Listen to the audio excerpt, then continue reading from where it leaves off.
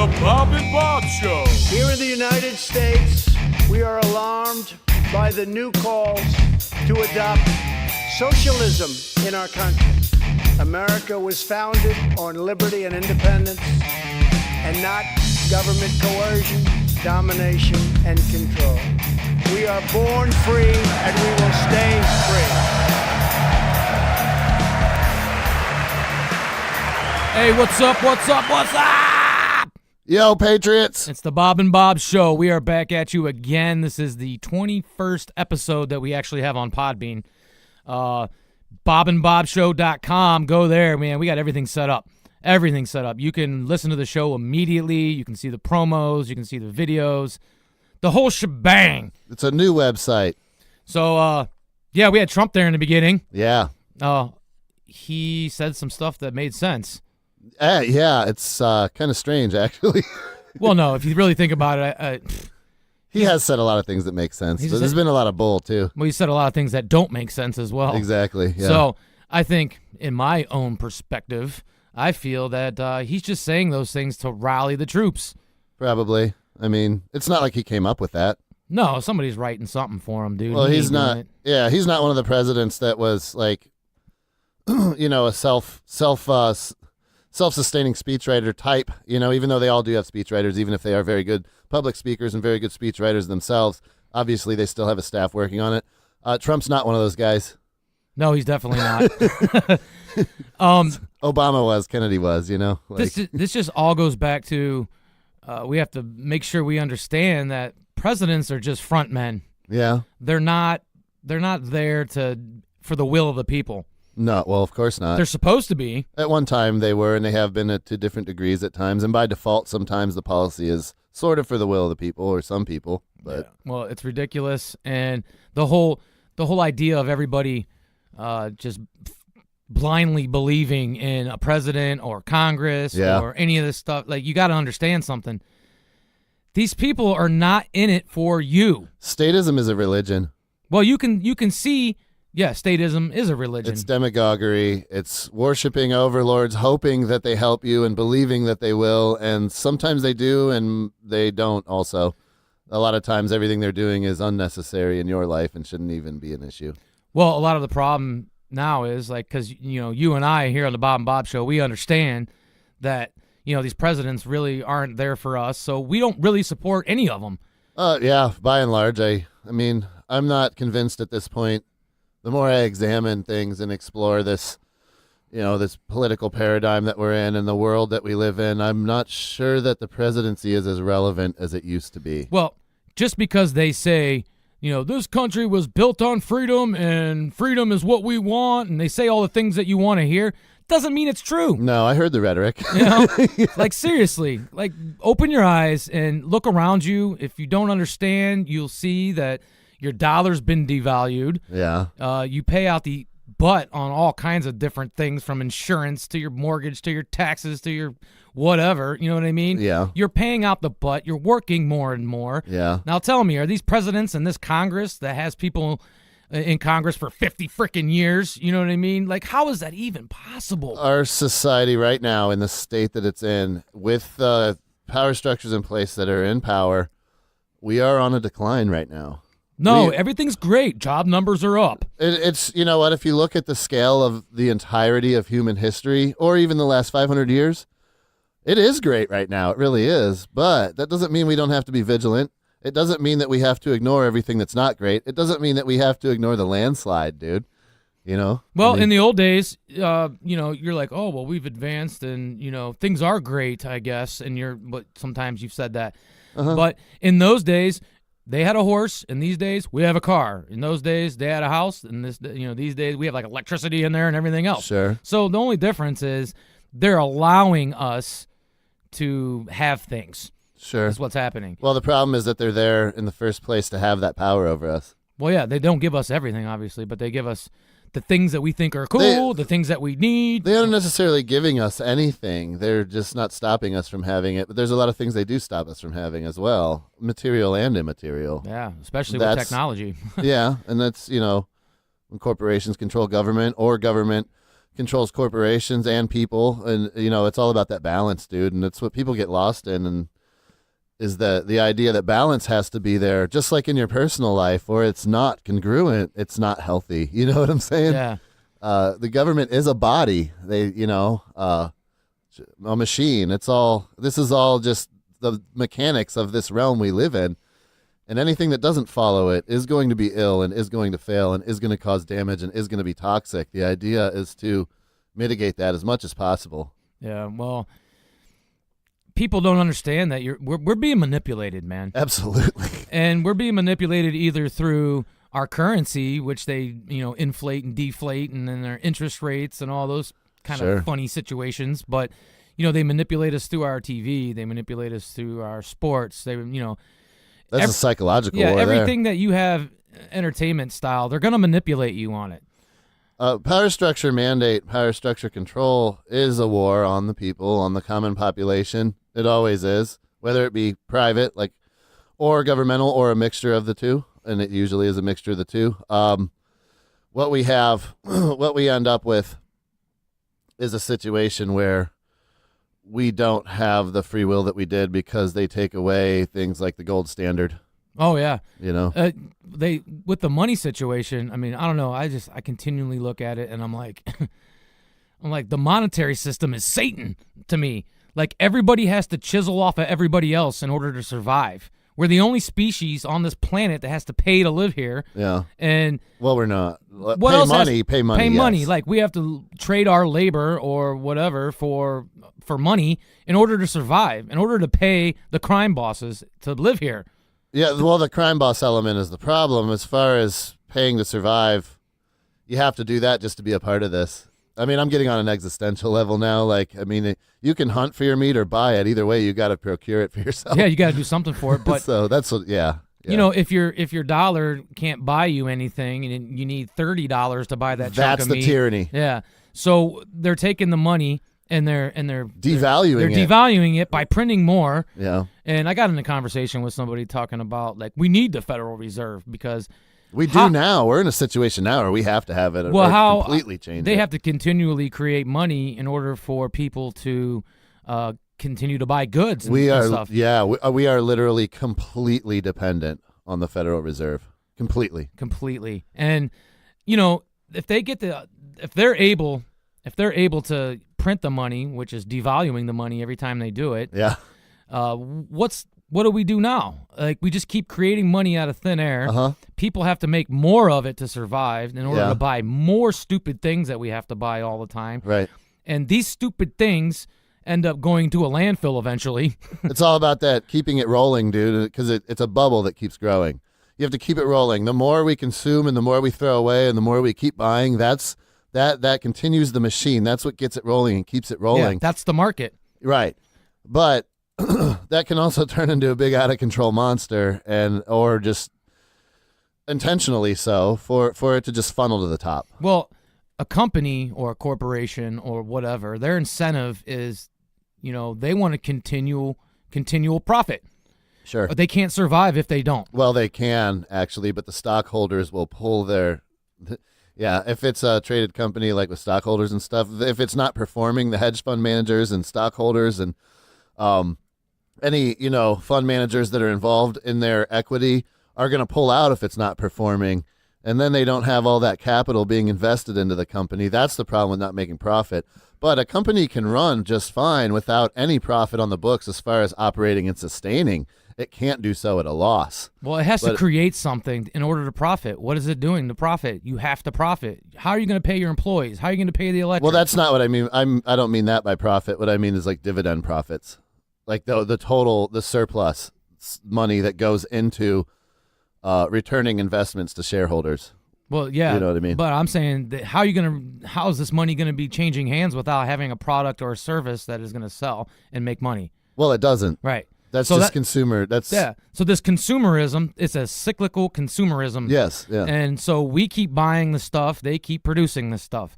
They're making the stuff so that it only lasts for X amount of years or whatever, and then we have to keep buying it over and over and over. Plastic gears instead of metal gears to repair, like on a printer that might have cost you $30. Wow, this printer's cheap, and look at what went into it. Even For $30, wow, it came all the way from China. It's got all these little parts in it. Somebody designed all that. Somebody created this thing.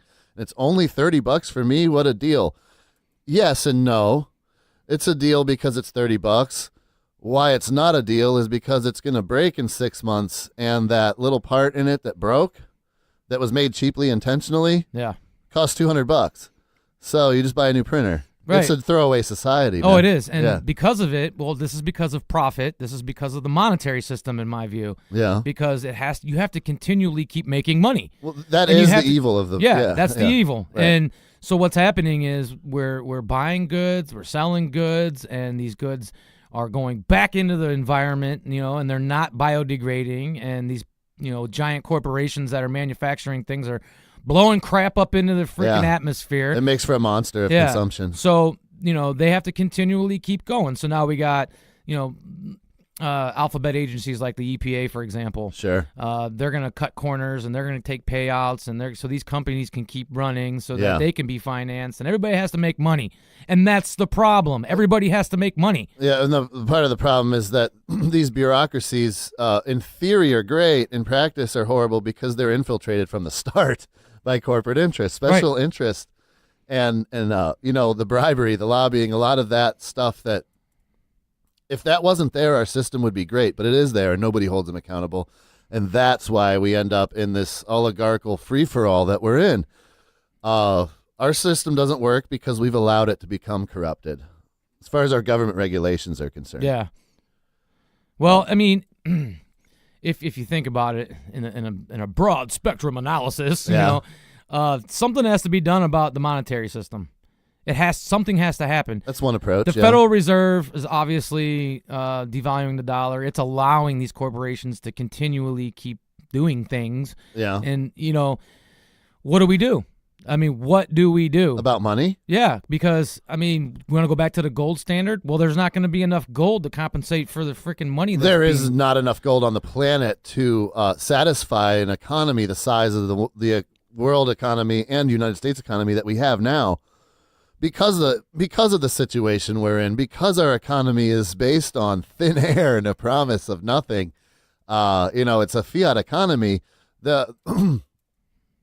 All the commodities of the world could satisfy that, but all the gold and silver in the world absolutely would not even come close at this point. Well, I think we're many years away from figuring a different alternative to a monetary system or a profit-based society. We are. But a nice turn of events would be auditing the Federal Reserve. Yeah. Because, they're printing money. They're doing stuff with money that nobody knows about. They're financing things and they're loaning money to the government. They're loaning money to the banks with interest attached to it. Yeah. And that interest trickles back down into the taxpayer. So now we're paying for fake money that's being printed, being used for wars, for financing political campaigns, maybe. It's for everything. For whoever's involved with that shadow-style freaking private institution, they're the ones reaping all the benefits while the American people are getting nothing. They're actually paying. You know what I mean? Well, that's why our trillions and trillions of debt, we can't even comprehend it. We've covered that, talked about that before, but, just that number alone is proof that it's all just a holographic shell game. It's not even real. Yeah. We just keep playing along. Oh, hey, open your books. We want to know where the hell all this money is going. Why are you loaning the government this much money? Why are you loaning the banks this much money? The government can't even pass an audit, and the Federal Reserve is bigger than the government. Yeah, but meanwhile, they're freaking, we got to show what income we're making and where our money is going, but they don't have to. No, because we don't force them to. Well, no. Who doesn't force them? Ron Paul was screaming from the top of the building about it for years and years and years. They just ignore him. He doesn't have any backers with any power, man. He had tons of people, man. They demonized him and threw him out. That's all they did. Right. Because all we do is scream about it. Yeah, well, you know what I mean. It's a messed up situation, man. It is, but it's dire. If we don't have the masses actually saying something about this. Oh yeah, nothing is going to happen. That's why we're here. Everybody wants to sit there and pay attention to their stupid ass sports and everything else like that. We gotta snap people out of it. I know people listening to the show right now. You're pretty much snapped out of it. Maybe you're half and half, one leg in, one leg out. But keep talking to people. Keep planting seeds of liberty. Yeah, one thing people can do is invest in foreign currencies if you want to. Yeah. Another thing people can do is back to old stuff, man. Get into the silver and gold stuff. Hedge your money with precious metals because they have more value than ever. Yeah, but their value really doesn't come into an equation until the dollar collapses. Then they're big time. Then you're good to go. Yeah, but is it? They're going to keep propping the system up? And I mean, how long can they do it? That's the big question. I don't know. And if you look across the pond there, we have other countries moving away from the dollar all over the place. Yeah. And they're moving into cryptocurrencies, and they're moving into... Which to me is totally dangerous as well. I don't even trust that at all. Yeah, that's another type in some numbers. I can't physically hold that cryptocurrency. It's just not secure, man. Yeah, well, they say it is. So, I don't know. It's as secure as any other silly little currency, that... Well, this profit-based system causes stuff like what's happening in Venezuela right now. It causes... Trump just nationalized. Trump's over there nationalizing their oil companies. Yeah. Okay. And what's happening is in Venezuela and whatever that Maduro, and what caused the in Venezuela, the government control of the economy is what collapsed it. Well, there's that, but there's also the U.S. influence that's happening right now. Oh yeah, of course. I mean, our CIA intervention is always going to destroy everything. Yeah, they're trying to do a coup over there. They're trying to take the oil from them, and Trump is the head of this. He is all about doing this. Why didn't we do it before? During other presidents. Now he's trying to go over there and do his land grabs. Yeah, trying to we're gonna go liberate.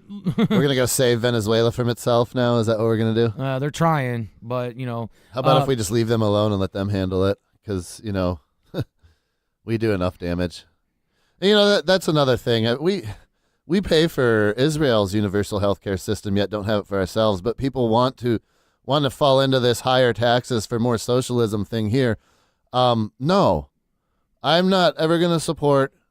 I'm okay with social programs, government programs, social safety nets, all that. But if it's forced, it's a tyranny. I'm not going to support that.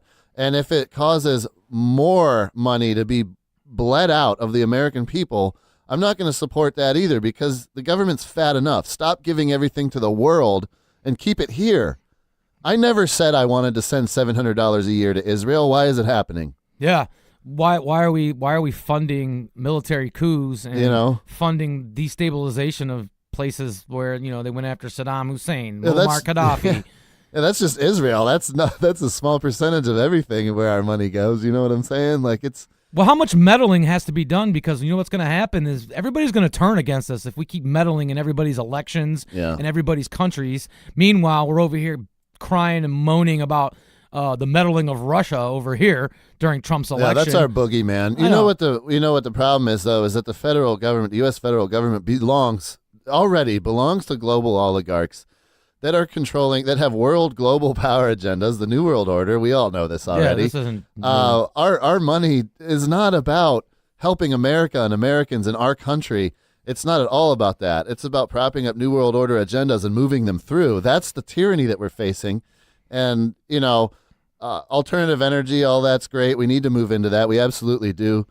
But we're not going to be able to move into that in a sense where your car's going to charge itself. We've talked about that already. And they have to have their hands in it. You know what else is? Here's the problem I'm having is that this new Green Deal has so many problems with it. It's cloaked in the idea of making America like carbon neutral and all this crap, which is all lofty and ridiculous and fantastical to begin with mathematically. This 100% non-emissive nation and all this stuff that AOC is pushing for.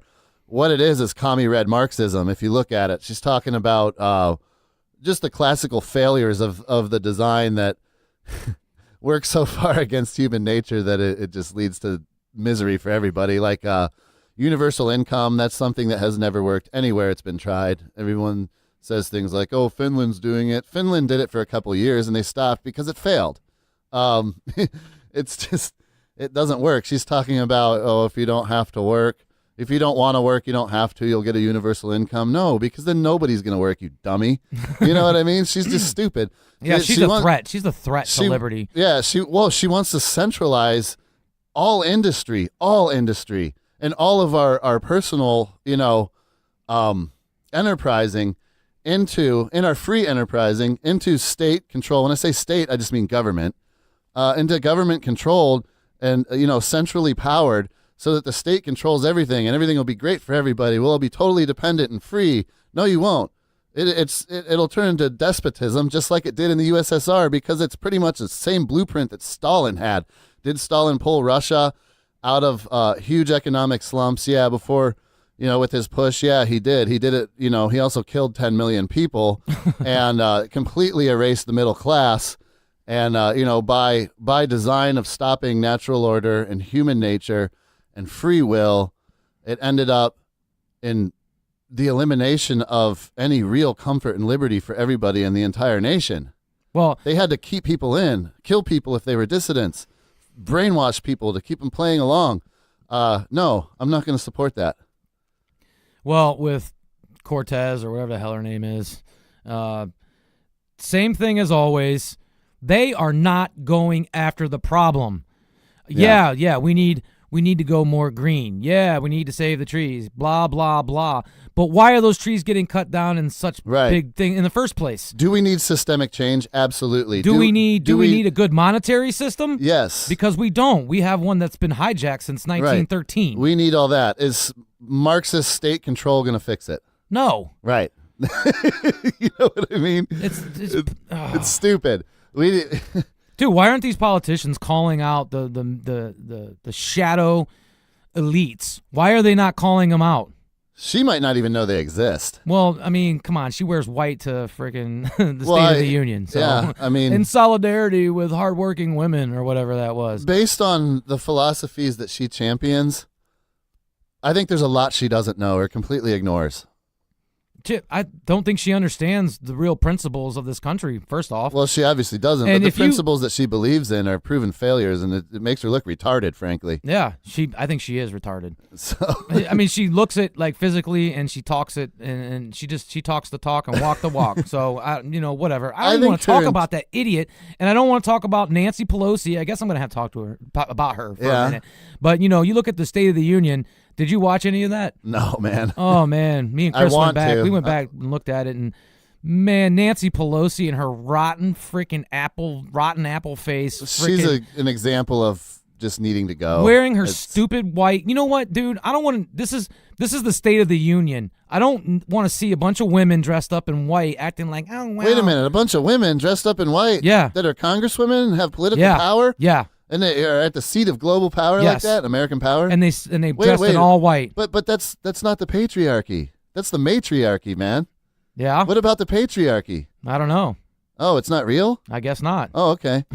Just clearing that up. Well, let's just hurry up and let's put a nice divisional factor in there, because we're not gonna do anything Trump says because we're big crybabies. It's so retarded. I mean, this is crazy, man. The Democrats, and we talk about the left-right paradigm, but the Democrats and the Republicans. I swear to you, man. Like, if you can't see the intentional divisional factor, you're retarded. It's practically the WWF. It is. If WWE.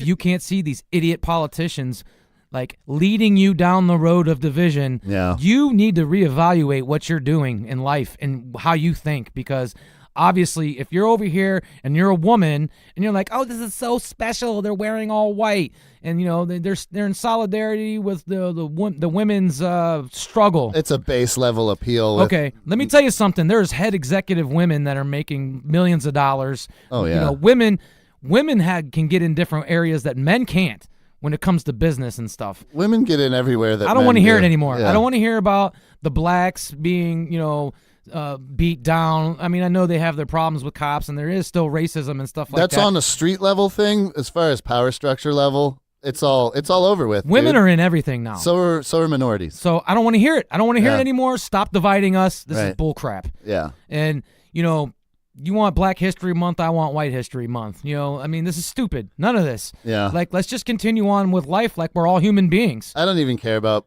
Black History Month. Doesn't bother me. I don't even care to nitpick like that. I just whatever. It's just like you said. Let's all just be human beings. Yeah. Let's just be human beings and survive together on this planet. But it's not going to happen because everybody wants to fall victim to idiots like LeBron James, up there freaking talking about how this guy and all his bullcrap rhetoric, and he's on a platform where he reaches probably millions of freaking dumbass Americans. Well, yeah, he does, of course. And these Americans are believing everything he says because he's a sports ball player. Yeah. And, where do you, Mr. LeBron James, where do you get the authority or even the ability to talk about these things? While it is America and you are allowed to do it, you, my friend, you're the one that's dividing the country. So is Trump. You guys are both doing it. What I'll say about it is that we all have the same authority because we're not really power players, and neither is he, but we all have the same authority and we all have the same rights as far as expressing that. But when you have a platform as big as his, a following as big as his, exposure as big as his, network TV stuff, big sports networks, when he speaks into a mic, by default, millions of people are going to see it. That comes with a personal responsibility. If you're going to get into something that's not just, small talk or basketball talk or whatever it may be, if you're going to start talking politics, I would suggest maybe absolutely squaring yourself away and knowing what you're saying and talking about. Well, if you got enough gumshoe to sit there and not even call the president and not my president kind of thing, then you better explain yourself first off. Second, you need to understand that by saying that, you are dividing the country because there's people who support Trump. So, and when Trump says stuff about the NBA or NFL or whatever, he's dividing the country as well. So, it's up to the individual. Yeah. To look at these things and say, wow, well, both of these guys are picking sides and they're turning us against each other. But LeBron James will sit there and act like, this is the truth. And when he does it, tons of people believe that. Yeah. Same as the people who support Trump. When Trump says something, they believe it, even though he's lying through his teeth, or maybe he's telling the truth. Either way, they believe everything he says. That is what people need to stop doing. Yeah, people need to dig. Like, don't believe the hype. Don't sit here and think that all these things are true or they know what they're saying. Like, if you have a platform like LeBron James, like, I don't know, his handlers need to be like, hey, dude, you need to calm down with your rhetoric because you play basketball and you need to stop trying. He's like, sports unites people and all this stuff. It does. Does it? Because do you have riot in the streets at soccer games because the other team lost? Well, it brings people together and it doesn't necessarily unite them. Yeah, it brings them together to fight each other over their freaking teams. Yeah. So sports it's a left-right paradigm. It's it's a conflictive paradigm. Right. Yeah. So you're not uniting anybody. I mean, all you're doing is dividing people by sports or dividing people by your political affiliation. You know what I mean? Yeah. There's no unity in any of these things. And LeBron James really says that sports unites people. Well, what gets me about... I guess it does in a sense, but in reality, it still is divisional, especially with what he is saying. Well, I'm not sure exactly what his point was in some of them speeches. Some of the stuff he says makes sense. A lot of it doesn't, but I don't know, man. What I don't agree with is I like that he does things for the community. He likes to do things for Akron and all that. What I'll never support is for one of his programs to cost the taxpayers money, because that's not the point. That's not philanthropy. That's not charity. That's him literally getting into local politics and creating social programs that are funded with stolen money, so he can piss off with that. Yeah, I don't. It just gets on my nerves sometimes, man. I'm like, man, dude, you gotta. Between him and Trump and all these other people, man, you got two sides of the coin. The divisional factor is so strong right now, and it's intentional. We know it. Of course it is. We've talked about it. Yeah. And if our country is divided, then we can't make any difference, and nothing's going to happen. People focus on demagoguery and stuff like that, and then they miss the point of doing what's best for your country or doing what's best for your government, because there's a difference. Yeah, there is. There's a huge difference. So wake up, pay attention, and do something. Personal accountability. Well, you don't need somebody else to do it for you. You do not. Bob and Bob Show. We're going to take a break. We'll be right back. BobandBobShow.com. The fractional reserve policy perpetrated by the Federal Reserve, which has spread in practice to the great majority of banks in the world, is in fact, a system of modern slavery. Think about it. Money is created out of debt. And what do people do when they are in debt? They submit to employment to pay it off. But if money can only be created out of loans, how can society ever be debt-free? It can't. And that's the point.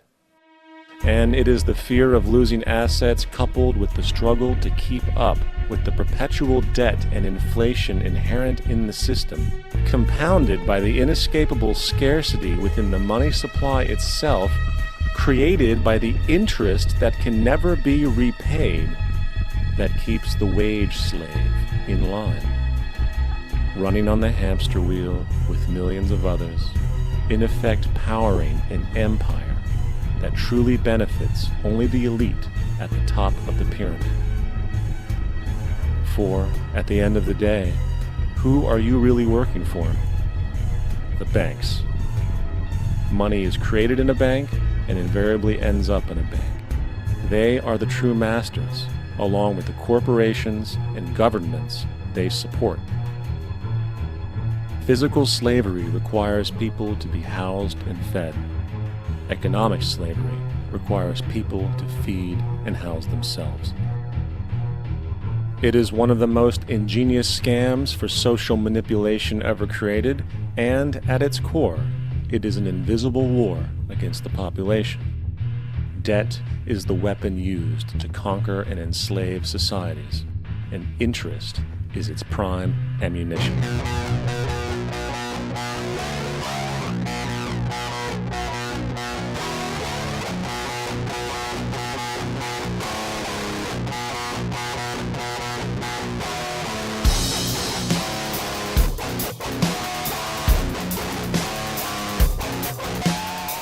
All right, we're back. It's the Bob and Bob Show. We've been talking about a lot of money situations and some of the corporatocracies that are surrounding us. Second half of the show.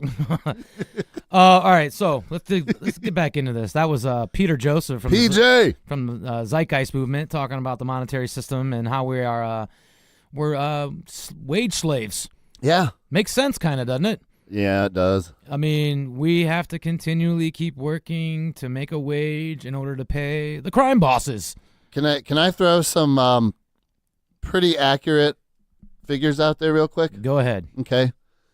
Back in like 1965, if you made $2 an hour, right? Okay.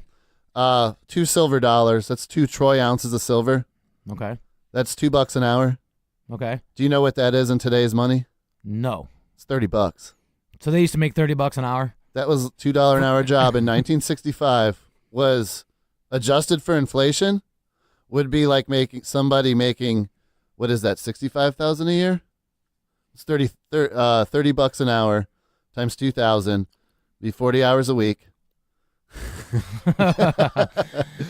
Yeah, well, $30 an hour, dude. I think that's crazy. That's crazy. Yeah. That's your inflation. It's $60,000 a year. That's your currency manipulation. That's yeah. Yeah. Mm-hmm. Okay, now gold. I just want to run these through real quick. A gold coin, a $20 gold piece in like 1925 Okay. would buy you a really nice suit. We're talking like Armani type stuff. Like a $1,500 suit. 1 ounce of gold. Buy you like a $1,500 suit. It was $20 back then. If you adjust that for today's money, Mm-hmm. that's like $1,500. It'll still buy you that Armani suit, but it's not $20 anymore. It's $1,500 now. Talking about the devaluation of money. You know what I'm saying? That's what I mean. I don't know how correct your numbers are. They're pretty but, close. They're okay. they're within like the silver price. It's within probably 50 cents, dude. Like it's very close, but it changes every day. That's why I said loose. It literally changes every day. But so the other thing about it is, like a 40-year-old male in Northeast Ohio, average income is like $42,000 a year. If you were to put that in terms of 1965's monetary value of the dollar, and this is well after the Federal Reserve was even enacted, right? Mm-hmm, yeah. That's very, very poor. It really is, comparatively speaking. We're talking about this artificial inflation. Well, Things didn't cost that much as much then because they were adjusted for profit and loss. Sure.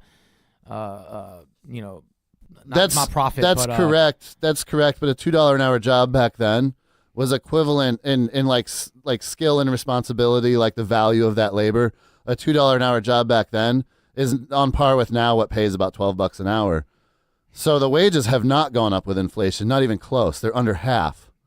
You know what I'm saying? Yeah, so you got to work longer and harder in order to survive. And it's compounding from so many different things that are hitting against you. Like it's different economic weaponry that's just striking the common working man. It's more than just the artificial inflation. It's also the fact that wages stagnate.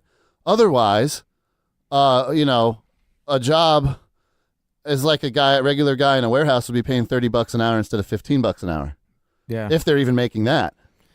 So it's crazy how this inflation is designed to create a massive amount of debt, and it just rolls and rolls and rolls and rolls. Debt. They got to keep you in debt too. The average household income in Northeast Ohio of the average household income is around $60,000. That's equivalent to a one person's income at $2 an hour in 1965 would support a $60,000 household in today's world. That also is in line with dad going to work. Mom staying home. Mom can stay home. Take care of the kids. Make sure they don't freaking turn to drugs and video games. And it's a normal middle class life. Right. You can't do that now. No. Because the wages have stagnated. Right. And everybody has to go to work now. They're pulling more taxes because there's more people working. You know what I'm saying? And they're borrowing more money from the Federal Reserve, and there's more interest being attached. And the state is raising the kids because the parents are at work. Do you see how it's multifaceted takeover? Like, yeah, it's destroying the family. That is how the laissez-faire capitalism or corporatism model takes over the population. That is how they enslave economically. Mm-hmm. Then there's the other extreme. The manipulation of the currency beyond that. Well, even I'm talking like the other extreme being like the whole Marxist design where the state takes full control instead of the private sector taking control of the state and the population. The state takes control of the private sector and the population, and you end up with the same thing in the other direction, which is like what we saw in the USSR under Stalin or Maoist China and all that crap. Mm-hmm. So they both suck is all I'm trying to say. And they suck in their own way. So there's one. They end in enslaving the population. There's one tentacle of the enslavement. And then on the other side of it, you have the propaganda. Yeah. And the propaganda, which is used to demonize things that they don't want you looking at, or, sure. If they want to go over. You're a conspiracy theorist. Right.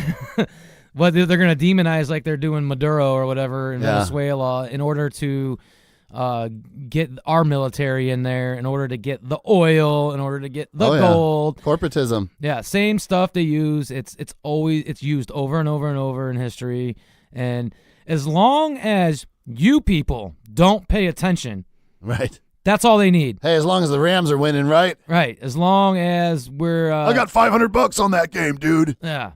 As long as you don't pay attention, well, this will continue on, and they're going to bleed everybody dry like they've been doing since 1913. Even before that, they were trying to do it. You know what I mean? Yeah. So if people actually pay attention, they stop. When you see the women wearing white in Congress, at the State of the Union, when you hear Trump say some crazy stuff that just literally makes no sense, or when you actually hear him say stuff that does make sense, like he's a freedom fighter or something. Yeah, because he's not. What I see the other day, I'd rather have a billionaire become president than a president become a billionaire. Yeah. And billionaire, you have to understand what billion means. Right. That's a lot of money. We both know that dude, and we both like him and stuff. I think he felt like he was being attacked a little bit because I just jumped in there and started picking it apart. But yeah, I didn't mean to. I wasn't like that. I was just picking it apart. Yeah, me that's too. What I do. Yeah, I wasn't trying to piss him off or nothing. If that's what was happening. Yeah, but if you're a billionaire, it's a lot of money. You literally have done some cutthroat monopolistic things to get to that point. Yeah, nobody just makes $1 billion, dude. No, just by being honest and developing a good product and rolling on with it. Like, you're not going to make $1 billion. I'm sorry, because if you're being honest and let's just say we're making a product. Sure. And if you're being honest, then you're not going to use plastic when you can use hemp. That's on a. So ecologically and moral level there. Well, yeah, this is the profit part where you're like, well, damn, if I use hemp, which, it's illegal in so many different areas and I can't use it, or, I have to jump through all these hoops to get it in the first place, cost me 3 times more than this plastic. Sure. I'll go out of business within the first month, So I'm going to use this cheap crap plastic that destroys the planet. Right now, hemp is a niche product and it is expensive, like you're saying, because it's not the normal thing. Yeah, well, and the reason it's not the normal thing is because the government tried to stomp it out of existence with prohibition, even though hemp is not a drug. But that's what happened because pulp and alcohol and paper industries and everything came in the 30s, and Yeah, they're like, we're in business. We got trees. They're cheap. We cut them down. Let's roll. Well, this is our money machine, and we're going to buy you, and we're going to get all this stuff we don't like taken out of here. Is there any billionaires out there that did it absolutely 100% honestly? They didn't evade any things that would hurt the environment. They did all the right things and they just became billionaires. Who wants to become a billionaire? That's way too much money. But if you're financing an operation where you have giant manufacturing plants all over the country, maybe in other countries, it's going to cost a lot of money to keep that going. Yeah. So what's the net worth here? Right. Well, there's net worth of a corporate entity. That can get into the billions, and a lot of them do. They do much easier because they're usually composed of thousands of people. But we're talking about individuals that are billionaires. An individual person that personally holds $1 billion. I don't mean $1 billion in their freaking debit card. I mean, they'll have all kinds of investments and portfolios and different things they're working on, projects, businesses they own. It's not all liquid.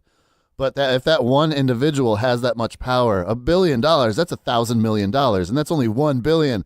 Some of these people have like $5 billion. That's $5,000 million, dude. Like, well, when people say, I would rather have a businessman in the presidency, that to me, if you understand business, right? Business, what's good about that? Business is profit. That's what business is about. Well, it's profit. That's the end game. Right. Well, just because someone, yeah. Well, a big, powerful businessman, that profit is absolutely the only end game. But being a businessman isn't necessarily good or bad, and it certainly doesn't even necessarily point to the morals or stance of the person. It just says they're a businessman. Well, it says that they're a businessman is somebody who business is profit. If you don't have profit, you don't have business. Yeah, I get that, but there's a lot of responsible businesses out there too, but they're small. Usually they are, and that's because they're barely surviving. A lot of them are barely surviving. Right. A lot of big companies are barely surviving, but they're too big to fail because they'll just get a bailout. So big businesses fail all the time, and they screw over everybody under their umbrella, which brings that incredible responsibility. So, but $1 billion, an honest person can, if they're successful, make a few $1 million in their lifetime, several $1 million. And you know what that's not? That's not even close to $1 billion. Nope, not even close. And that's an incredible amount of wealth as far as common people go. So what is a billionaire? Probably a megalomaniac, right? Is what a greedy, they are. profiteering tyrant. That's what a billionaire is. Why would you want him to be in charge of politics more than they already are with their monetary influence? Right. So business equals profit. Profit equals greed. I don't know how far it can really go, but when you think about profit, obsession with profit, right? Like that obsession. equals greed. If you're a billionaire, Yeah. and your profit comes from being able to continually get rid of a product or a service over and over and over and over and over and over and over again. Yeah. Regardless of what it does to the environment, regardless what it does to the people's health. They just got to keep that stuff moving, or like Big Pharma. Regardless of what it does to the free market even, because they're making laws that keep them in that cycle and keep everybody else out of it. Right. Keep you buying, keeping their profit going, and now you want this person to be a president. Sweet. So let's let this guy get into the presidency, and he's like, well, this government isn't making enough money, so first off, we're gonna get a loan a little bit bigger than usual from the Federal Reserve. Yeah, because, part of the problem that people have is they hear things on their TV like, America's going to get wealthy again. Okay, what is America? America's going to get wealthy again? Are you talking about the government? It's already wealthy. Are you talking about the people that run the show? They're already wealthy, too. We're going to make them more wealthy? America's going to get wealthy again. What does that mean? It's nothing but empty political rhetoric without a specific definition. And who that constitutes, what it doesn't constitute, is the common people, because I haven't seen anything presenting that, like stopping the corporatocracy in any way.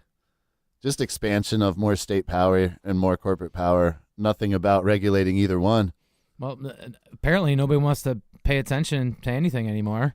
And Yeah. they want to cry about freaking Trump. They want to cry about all this crap, dude. And it's like, why don't you look at the real team reality situation here? Look at it from a realistic perspective, not just what these other people are saying. Just look at it. Yeah. Look at your paycheck. Look at your taxes.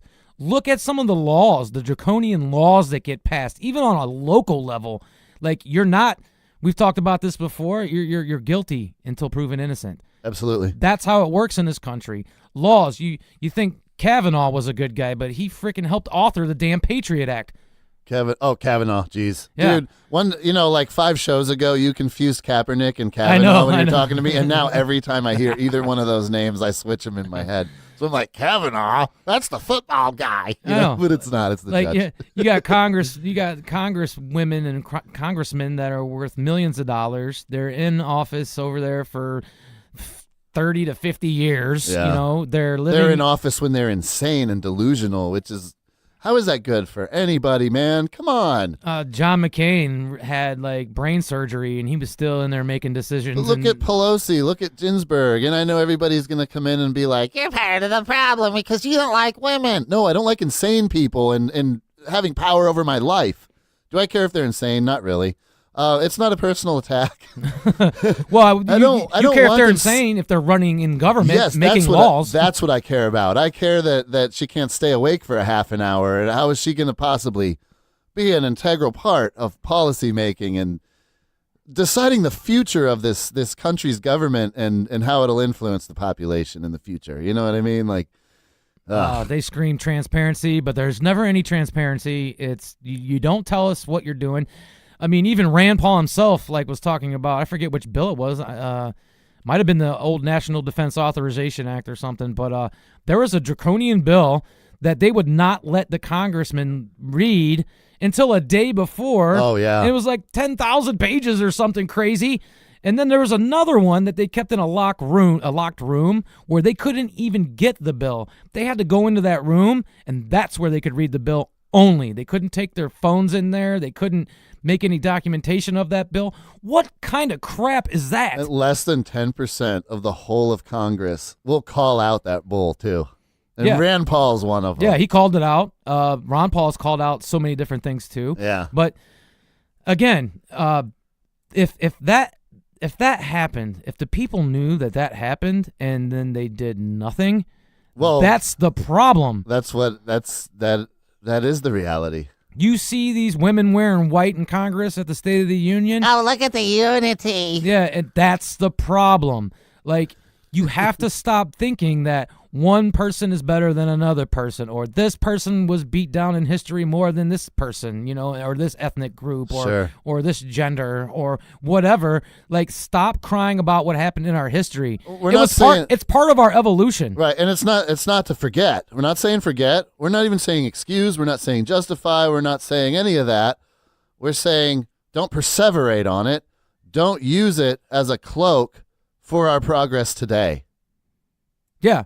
Don't jump on the bandwagon and totally disregard all the other people. Right. Only if you're a woman, you're like, this is so great. These men are so bad. Like, don't be like that. Yeah. Like, again, we are humans, and we're all okay. Some fat, some short, some black, some white, some women, some men. So what? What the hell's the difference? Who cares? We're all humans. It's a class war, and the establishment will do anything it can to keep us from understanding that. So we're going to focus on things like racism and male and female, infighting, and that'll keep people from focusing on the class war. And it's all about who wants to control your life. You know what I'm saying? Yeah. Turn the So- cops against the people. Turn the people against the cops. Turn the military against the people. Military. Blah, blah, blah. Turn everybody against everybody just because of their skin color or their gender. Get the hell out of here. Like, And then- seriously, stop it. Well, then you're going to get the far right people like, class war, what are you, a Marxist? Well, no. I understand the issues that Marx was taking with society, and some of that is actually in line with stuff we talk about. The problem is that Marx's approach was not about liberty at all. It was about sacrificing everybody for everybody, and it doesn't work. because of flaws in his design, just like there's flaws in any heavily authoritarian design where there's huge power structures, there's huge tyrannies.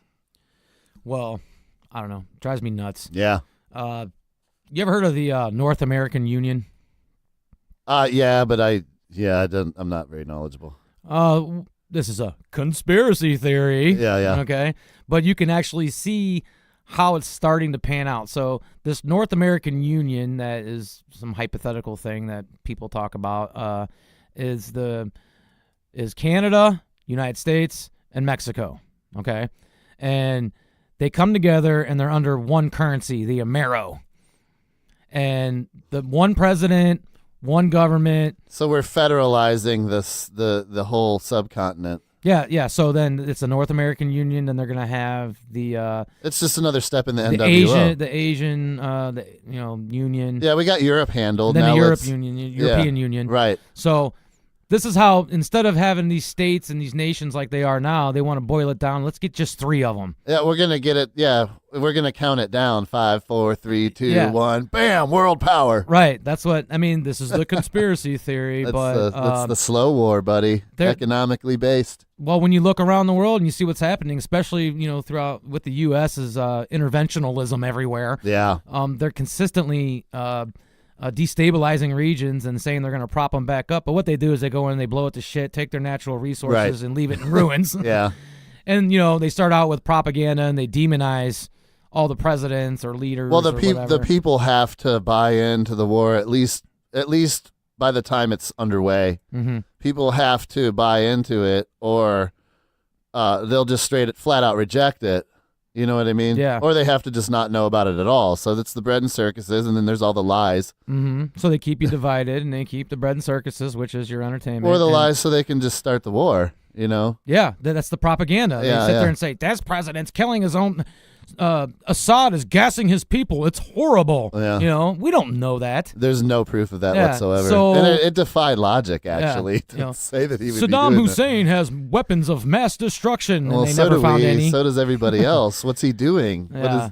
What did Gaddafi do? Why did they go over for Gaddafi? I forget. He wanted to go back on the gold standard. Oh yeah. Man. He didn't want to play ball with the money manipulators. He didn't want to be part of the NWO. And I mean, Gaddafi's nation as a nation was thriving. It was thriving. It was sustaining. It was doing very well. It was from outwardly looking quite utopian. The other side of it is that he was a despotic tyrant because it was, very much like an Iron Curtain type of regime. But what the reality is that the world at large, I'm not talking about people like you and me. I'm talking about the people that really control the world, the ruling class. They don't give a crap about Libyan citizens. They never did, okay? And they never will. What they cared about was that Gaddafi wanted a gold currency, and that could make him incredibly powerful. They didn't want him to be that powerful, so they staged a coup and destroyed his nation, man. I mean, that's how it works.